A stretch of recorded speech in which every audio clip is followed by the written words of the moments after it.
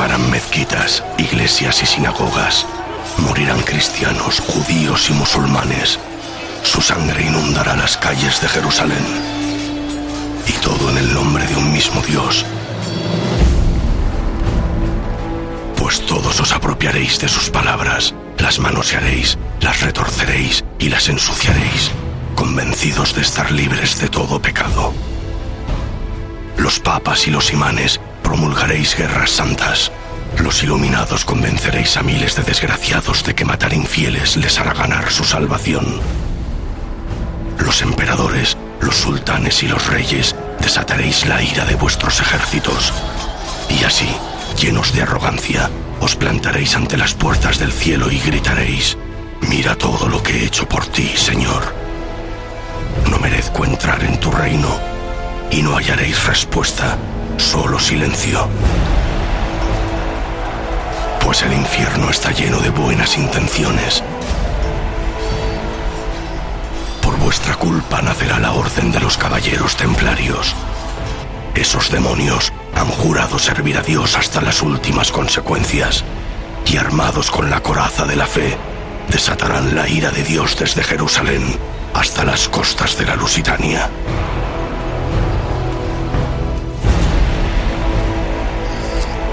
Año de 1136. La tierra de Palestina y la península ibérica se han convertido en un eterno campo de batalla. La media luna del Islam y las cruces cristianas siembran todas las fronteras de cadáveres.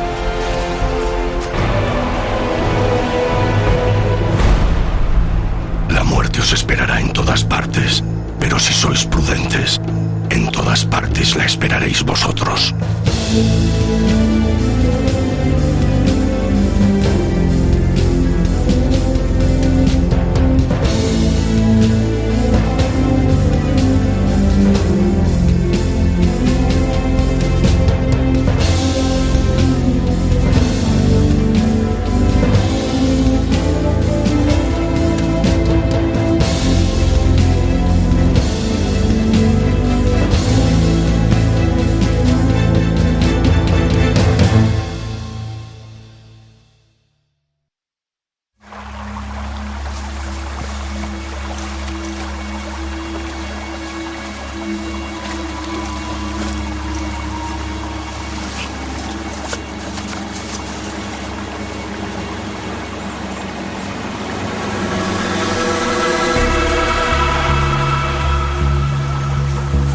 Sé que no has olvidado tus juramentos, Artal.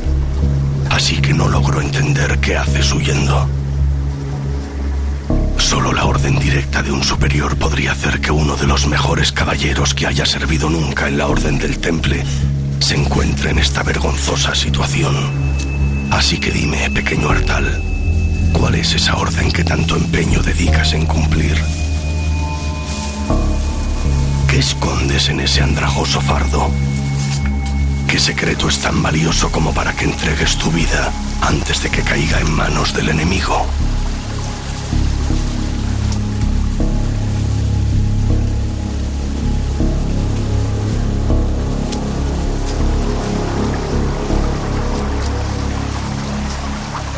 Un templario, según su ideario militar, según sus ordenanzas militares, no podía abandonar jamás la batalla, salvo que lo ordenara el maestre, el prior. Tenían reglamentado que no podían retirarse de la batalla a menos que fueran superados en una proporción de 3-1. Imaginaos una batalla, verte superado en esa proporción. Es difícil la escapatoria.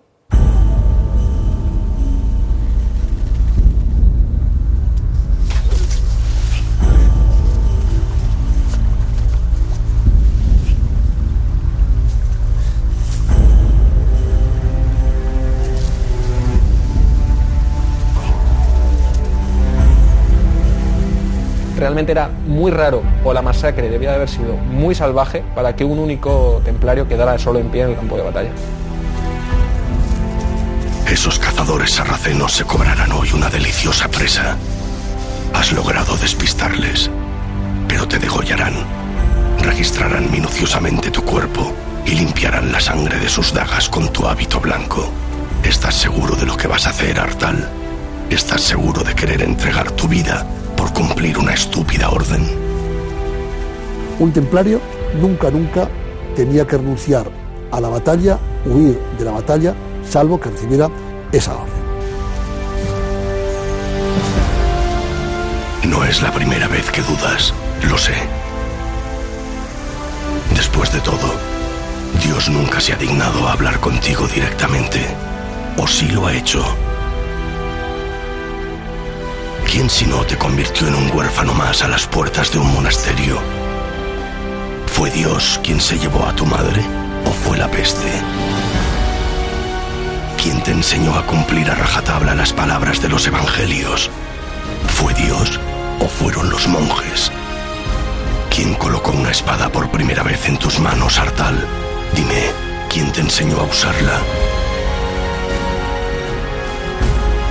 ¿Quién te enseñó a soportar el dolor? ¿Quién te enseñó a no tener miedo?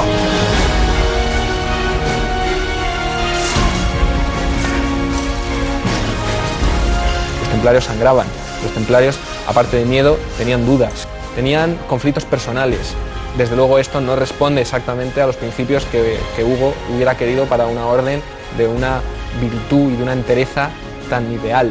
Pero al final, después de todo, son humanos, son personas como las podríamos ser cualquiera de los aquí presentes.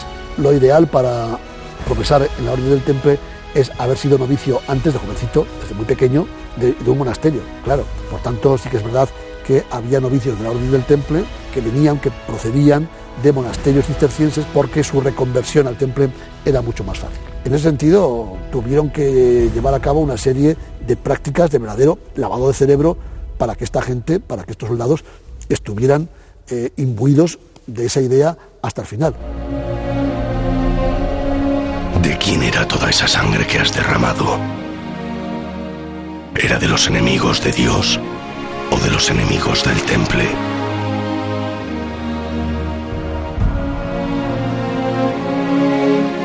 El día que tomaste tus votos como caballero, juraste servir como el más pobre y humilde de los mortales. Renunciaste a todo bien material, a conocer mujer y a ver crecer a tu descendencia. ¿A quién entregaste tu vida, Artal? ¿A quién se la entregaste?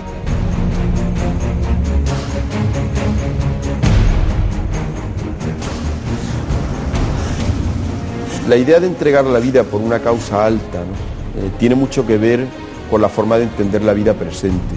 Si aquel hombre vivía la tensión de la vida temporal, digamos, de esta vida, y al mismo tiempo de la trascendencia, y era un hombre profundamente creyente, pensaba que esta vida es solamente transitoria, que es solamente camino, pasajera, como una vía para ganar la otra. Ellos se consideran potenciales mártires, ¿no?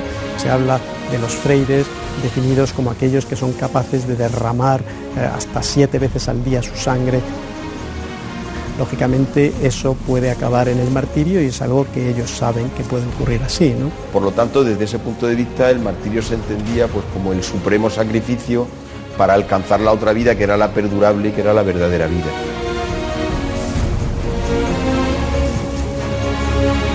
Deja de correr, Artal. Pronto todo habrá pasado. Busca un bonito lugar sobre el que morir y encomiéndate a Dios. Pues Él siempre te tuvo en gran estima y aguarda paciente tu llegada al reino de los cielos. Patria, factor en caeris terras, tucum domine, credo in Deo, Descansa en paz, Artal.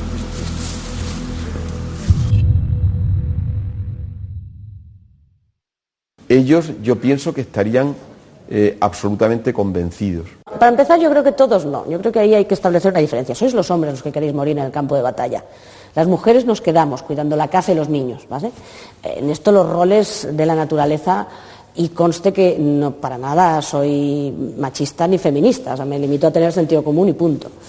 Pero la realidad es que los que queréis la guerra sois vosotros, los hombres, ¿no? O sea, sois los hombres los que hacéis la guerra, los que tenéis la ambición desmedida, sin culparos, porque no hay culpables, ¿vale? Es lo que es, somos biología e historia, no hay mucho más. Pero la mujer no quiere morir en el campo de batalla, vamos, de ninguna de las maneras. Así, ya, yo por lo menos, desde luego, tengo claro que no.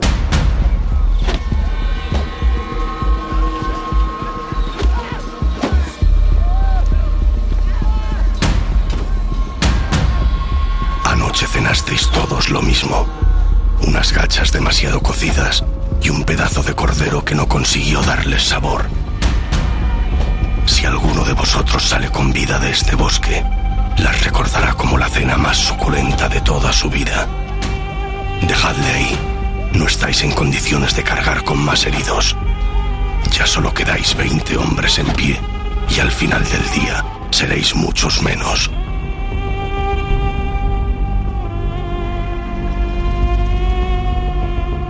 Solo 7 llegaréis a ver el final de esta batalla. 5 desgraciados con mucha suerte de los que nadie volverá a hablar. Un héroe y un rey.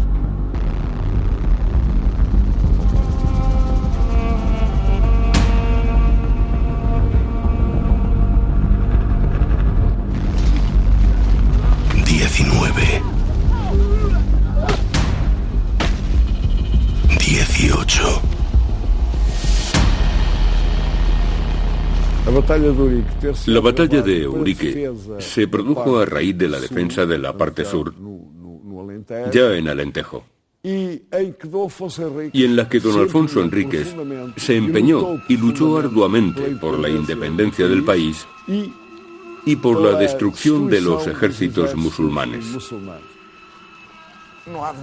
No hay ninguna duda de que don Alfonso era una persona que no dominaba su físico y su personalidad.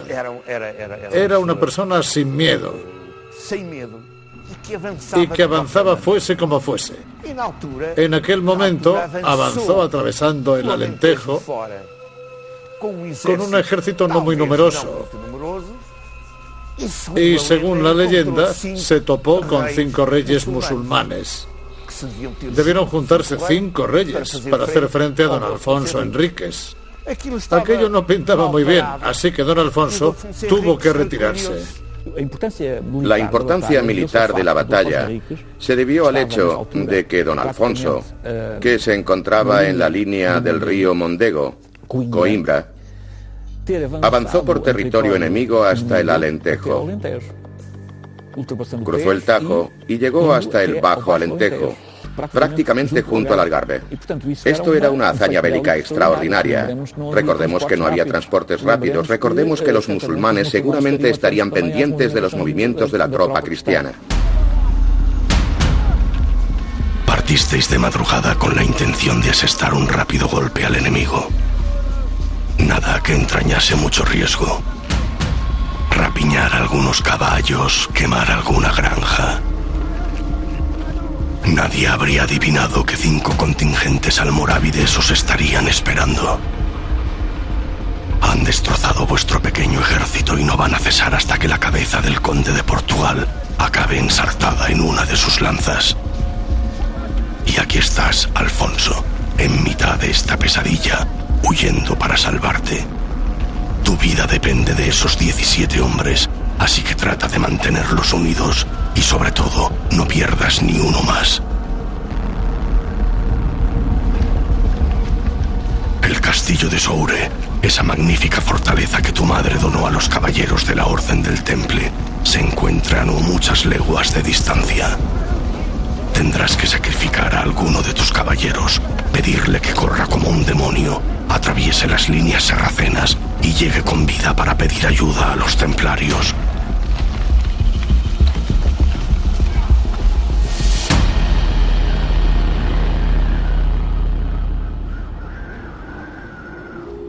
Para cuando tus hermanos hallen tu cuerpo, el dolor ya habrá pasado.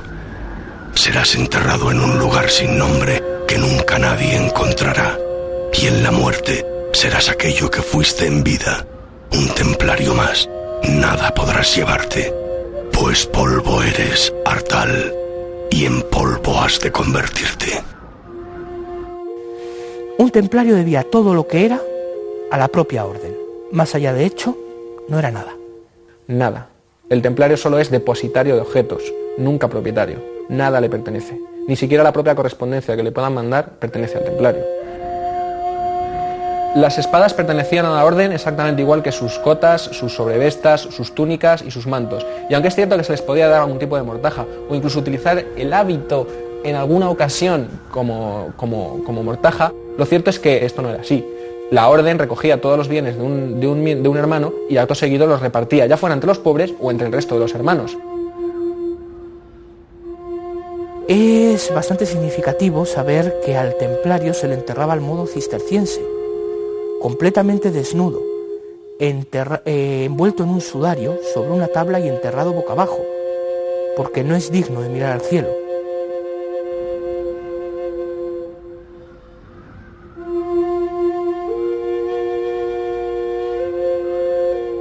Un soldado, un monje, moría en el campo de batalla luchando por Dios, le eran perdonados todos sus pecados. Y ellos lo creían, claro que lo creían. Año de 1136 de la era de los cristianos. La situación en Tierra Santa no es mucho mejor, pero nadie parece querer hacer nada. Los pobres caballeros de Cristo, los templarios, sois los únicos que parecéis entenderlo. Nadie más tendría el valor de emplear tan duras palabras a la hora de escribir al rey de Francia. No tenemos más tropas para resistir. De 600 caballeros, solo escaparon de los sarracenos estos quienes os traen la noticia. Estamos amenazados de invasión y somos ya muy pocos en Jerusalén. Por tanto, haceos cargo de nuestra necesidad. Si disimuláis o vaciláis en dejaros convencer, como tenéis por costumbre, si no os decidís a ayudarnos antes de que los últimos vestidos de la cristiandad sean aniquilados, considerad cuánto lamentaréis que sea demasiado tarde, que todos los que son de Dios y que se llamen cristianos tomen las armas y vengan a liberar el reino de sus mayores, que los hijos no pierdan vergonzosamente lo que sus padres han conquistado. Probablemente, para hacernos una idea, en Tierra Santa, un siglo después de nacer la orden, aproximadamente hacia, el año a finales del siglo XII, principios del siglo XIII, la Orden del Temple no tendría en Tierra Santa más de 300 freires, 300 miembros de esa orden. Por tanto, y son muchos. Tras la muerte de Hugo de Payens, os reuniréis en secreto para nombrar un sucesor. El elegido serás tú, Robert de Craon, un hombre capaz de abandonar a su prometida y todas sus posesiones el mismo día que escuchó hablar de los templarios por primera vez. Serás designado gran maestre de la orden, tanto por tu valor militar como por tu piedad, y durante tu mandato obtendrás grandes beneficios para la orden. El Temple dispondrá de sus propios capellanes y no se verá obligado a pagar diezmos a la Iglesia nunca más. Ciertamente la Orden del Temple no responde ante digamos, ningún rey. Por supuesto, depende siempre del Papa. Y el Papa, en determinadas tendencias o corrientes, no deja de ser un poder más de la Europa medieval. Efectivamente, es un poder que se encuentra por encima de determinados reyes y reinos. Pero echarás en falta a Hugo. Todos los templarios lo haréis, los que le conocisteis y los que no. En 1140 lanzaréis 40 naves contra la costa lusitana, con la intención de conquistar Lisboa a los musulmanes. Esa obsesión por arrebatar la península ibérica al Islam os costará cara. La toma de Lisboa será un desastre. Uno de los mayores desastres que sufrirá el Temple.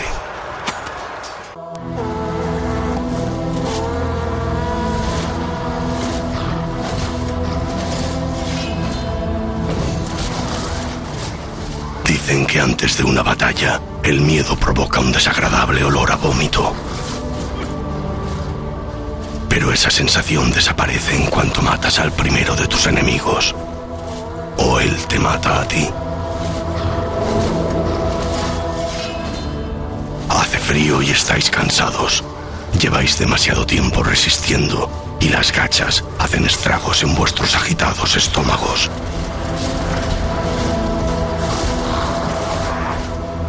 Ni se os ocurra rendiros, pues ellos no tendrán piedad si lo hacéis.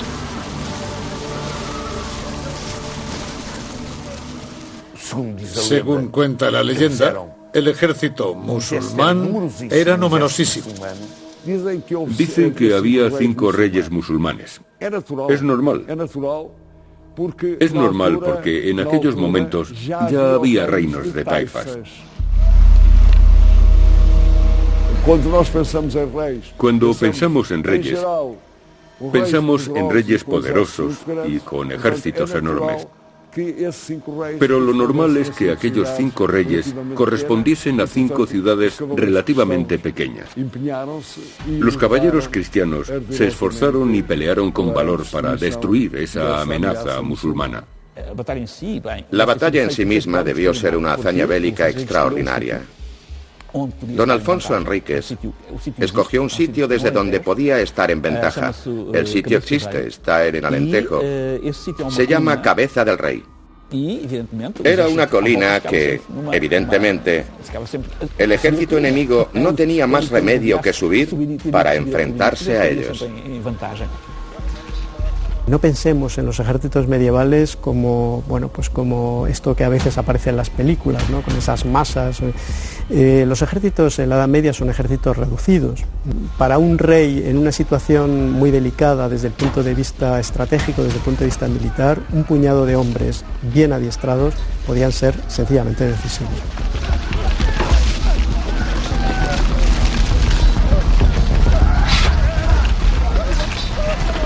No descuides la retaguardia, Alfonso.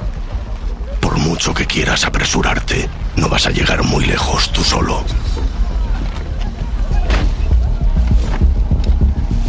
Este monte está infestado de sarracenos. 5 ejércitos tratan de daros caza.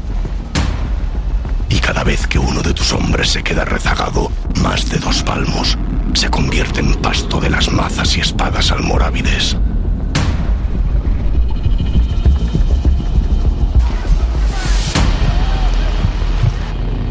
Ya solo sois 16. El fracaso de las cruzadas es muy bien perceptible en las crónicas del mundo musulmán, que era un mundo bastante desarrollado. Yo diría que Al-Ándalus y el Islam del Mediterráneo Oriental tenían incluso aspectos más evolucionados en cuanto a cultura y tradición. Basta con decir que si no fuera por los grandes intelectuales del Islam, no habrían llegado hasta nosotros algunas de las obras de Platón, por ejemplo. Así que tuvieron una gran importancia como hilo de transmisión de una cultura que yo llamaría mediterránea. Dejad que os cuente una historia. Escuchadla y aprenderéis algo. Un día, un gobernador cristiano escribió a un sultán para rogarle que le enviara un médico para tratar algunos casos urgentes. Los árabes escogieron a un doctor llamado Tabet. Este solo se ausentó unos días y luego regresó.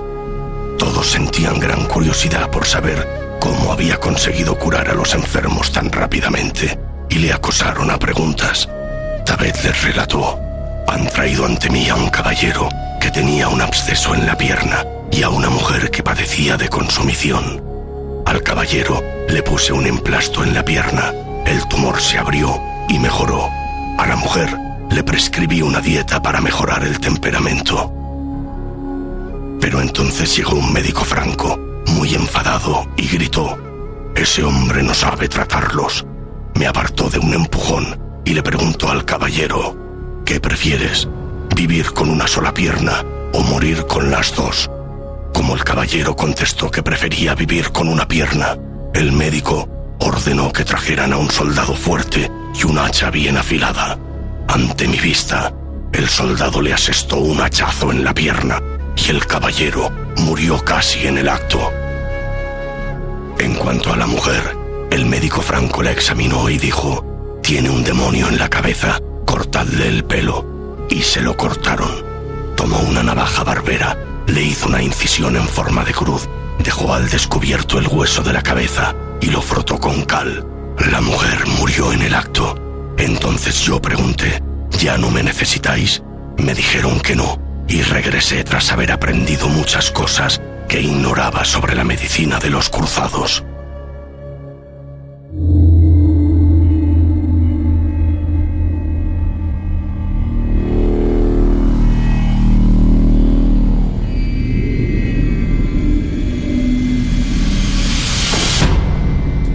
Conoces a la perfección a cada uno de tus hombres. Todos ellos han servido fielmente en tu guardia durante años. Conoces a sus esposas, a sus hijos legítimos y muchos de sus deslices. Tienes razón, Alfonso. Deberías pagarles mejor. El que encabeza tu destartalada comitiva es Waldín Pais, vasallo de tu familia desde los 7 años de edad. Él te traía el almuerzo y tú te lo zampabas. Este es un dato histórico muy poco conocido. Pero Waldín Pais fue vasallo de don Alfonso Enríquez. Se crió en la casa de don Alfonso Enríquez y toda su lucha es para lograr que don Alfonso sea reconocido como rey. Fíjate en él. Cualquiera diría que el mismísimo arcángel Gabriel le hubiera enseñado a usar esa espada. Prométeme, Alfonso, que si Dios, nuestro Señor, obra un milagro y te saca vivo de este infierno, lo primero que harás será nombrarle caballero. Prométemelo.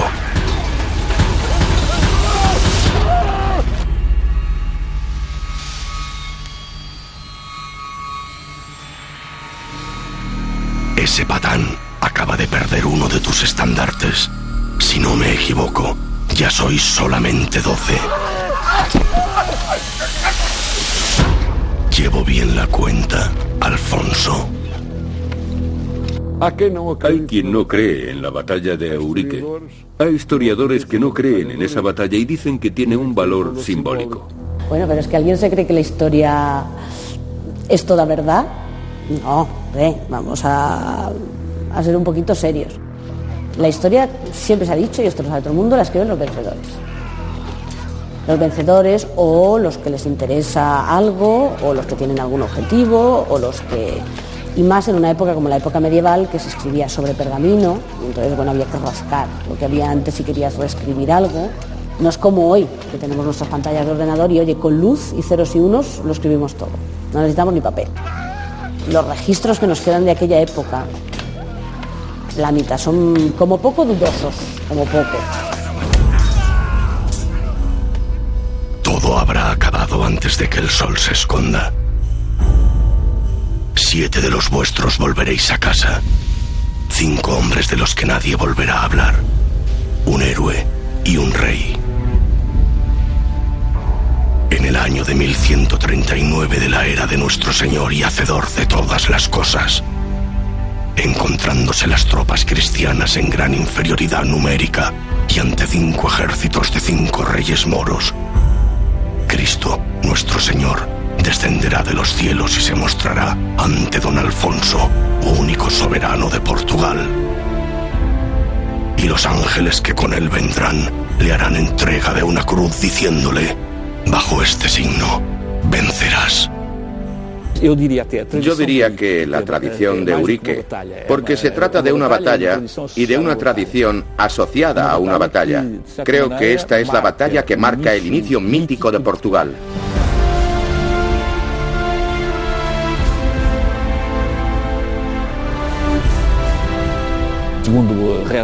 Según reza el juramento de Eurique, porque don Alfonso firmó un documento que acreditaba que tales hechos habían ocurrido, Jesús se le habría aparecido y le habría asegurado que vencería en la batalla. También le aseguró que su descendencia saldría siempre victoriosa hasta la 16ª generación. Bueno, esta es la historia de la batalla. Pero esta tradición es el origen de la nación portuguesa. Que el Estado portugués tenía, por decirlo de algún modo, un origen divino, y que incluso su primer rey recibe la bendición del mismísimo Maestro Espiritual, o de Dios, o de Jesucristo.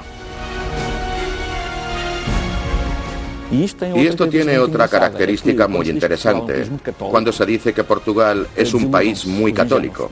Que se desengañen los ingenuos, porque la batalla de Eurique y la tradición de Eurique es la demostración de que no somos un país católico, somos un país cristiano, pero no católico. Don Alfonso Enríquez recibe la aprobación como rey directamente de Jesús, no del Papa. Esta tradición significa esto. Nos encontramos ante una nación que recibe su legitimación no de la Iglesia, sino del mismísimo Jesús. Independientemente de si es verdad, mentira o un milagro, ¿qué más da?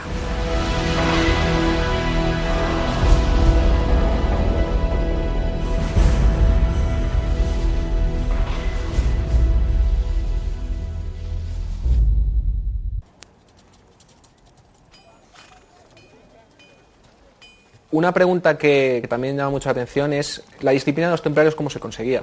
Porque a los templarios se les ponían castigos y realmente podían sufrir a manos de la orden muchas penalidades, desde castigos físicos o incluso encerrarles en una determinada mazmorra, hasta perder el hábito o una mera falta disciplinaria. Existen muchos tipos de delitos por los cuales un templario podía ser castigado, desde perder un objeto que pertenecía a la orden, hasta robar o incluso practicar simonía, sodomía o relaciones sexuales con una mujer. Llama la atención, por ejemplo, el caso que cita la regla de un templario que, probando una espada, resultó que la espada se partió. No debió ser una buena espada. El templario fue castigado por ello. Capítulo 67 de la regla del temple. Si un hermano comete una falta, que descubra él mismo su ofensa y que reciba pues penitencia. La regla es la normativa por la cual se rigen los templarios. Regula cómo debe vivir un templario en su convento, pero también regula cómo debe vivir en campaña. Las penitencias, cómo se puede castigar a un hermano, por qué se castiga a un hermano. Todo esto que desde un principio te han dicho que estaba expresamente prohibido, podía llevarte ya a castigos mayores, largos encarcelamientos, azotes y ante todo y sobre todo la expulsión de la orden y evidentemente su enemistad perpetua. Ya figuras ahí como que has estado dentro, has profesado y has fracasado. Sin la regla no habría tanta disciplina, y la disciplina es una de las principales características que definen a los caballeros templarios. Tú entrabas perfectamente sabiendo a lo que te enfrentabas. Perteneces a una orden reconocida, representas un hábito, eres un templario. Has fracasado y te has visto desposeído del hábito y arrastrado al fango. Ya no puedes volver. La pena de muerte no estaba contemplada en el retré, pero claro, ante un castigo excesivamente severo, la resistencia del cuerpo es la que tiene. Es una situación dura y evidentemente nadie la querría.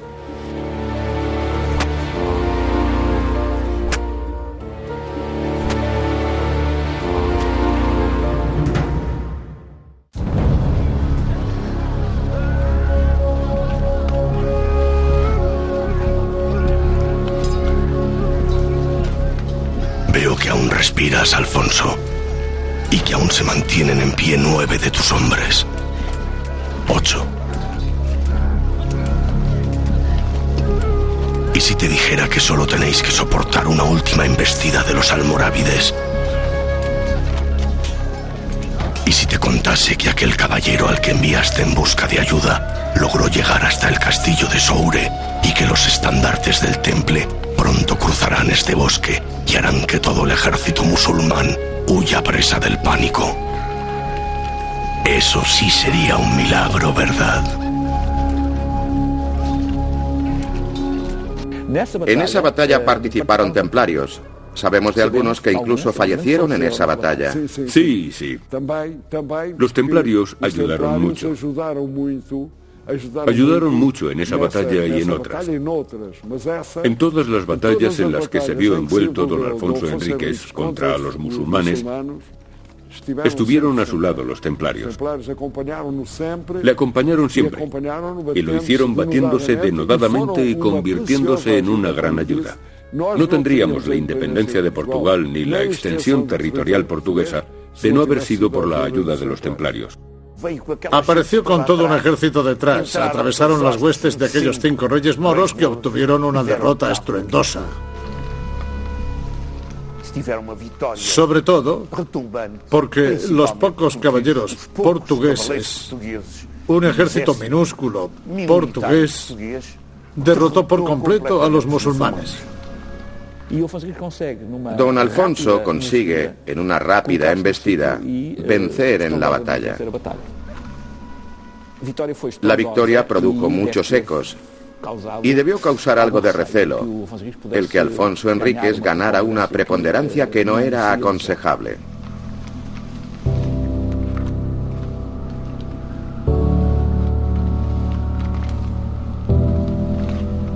Me prometiste que si acababa el día y aún seguíais con vida, armarías caballero a Gualdín Pais, el mejor de tus hombres.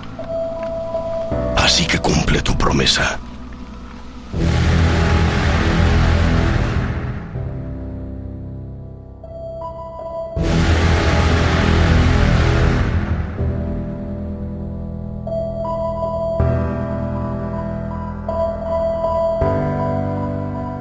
En el nombre de Dios, San Miguel y San Jorge, por la gracia que me ha sido otorgada, te nombro caballero.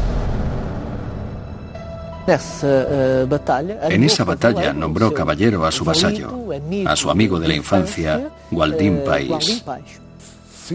Sí, señor. Se le nombró caballero en esa batalla. Gualdín Pais hizo su juramento. Y Alfonso Enríquez le entregó la espada con la que era hecho el juramento de los caballeros.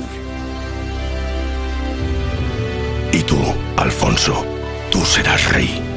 Alfonso I, el conquistador, el primero de los muchos soberanos del reino de Portugal. El título de rey aparece a partir de Eurique, por eso es tan importante Eurique, y pasa a ser el gobernador del condado portugués. Había acabado con 5 reyes musulmanes. Comenzó a hacerse llamar rey y todo el mundo a llamarlo rey. A partir de este momento, él ya se considera rey, porque esta fue la victoria que lo consagró. La Orden del Temple se asentó en Portugal en un momento en que Portugal estaba viviendo un proceso de fundamentación de su independencia política. Entonces, contar con un resorte que dependiera de esa monarquía naciente y que en último término, significaba de alguna manera la bendición papal de la presencia de esa orden, que dependía en último término del Papa, y por tanto de la existencia política de ese reino, que se construye con ese instrumento que es la Orden del Temple, ¿no? Sabemos que Alfonso Enríquez, el primer rey de Portugal, tuvo un especial interés en mimar, en desarrollar, en hacer donaciones a favor de la Orden del Temple, y contó con la colaboración activa de los templarios en sus distintos hitos reconquistadores, que son, no lo olvidemos, los hitos de construcción de la independencia del Reino de Portugal.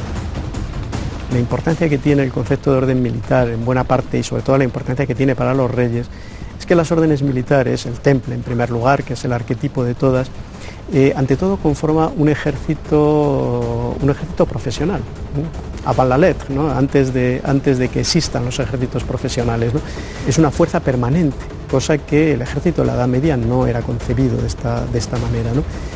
Y además un ejército permanente ligado por votos religiosos, lo cual quiere decir que la disciplina y la jerarquía se respetaría, eventualmente se debería de respetar de una forma muy, muy especial.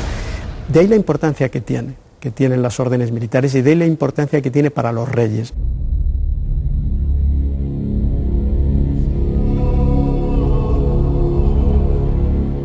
Esa corona pronto adornará tu cabeza. Eres Alfonso I, al que llamarán el Conquistador. el Grande, el fundador del Reino de Portugal.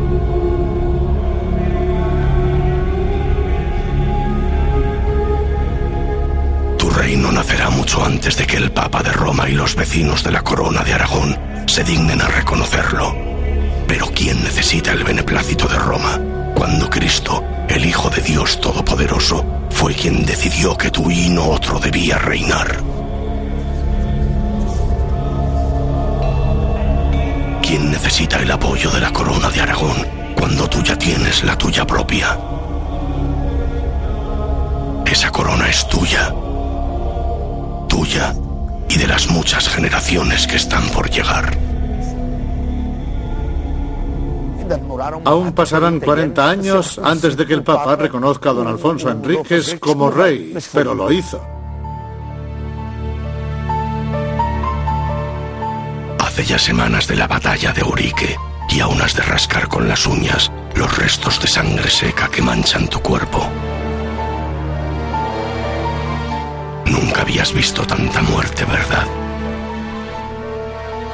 Siento decírtelo, Waldim, pero los pecados no se lavan solo con agua, ni siquiera los de un héroe.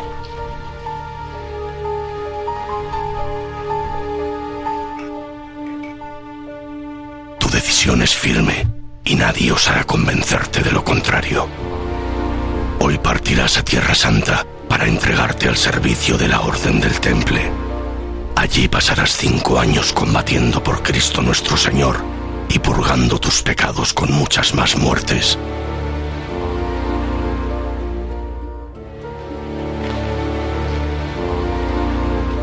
No te despidas. Volveremos a vernos.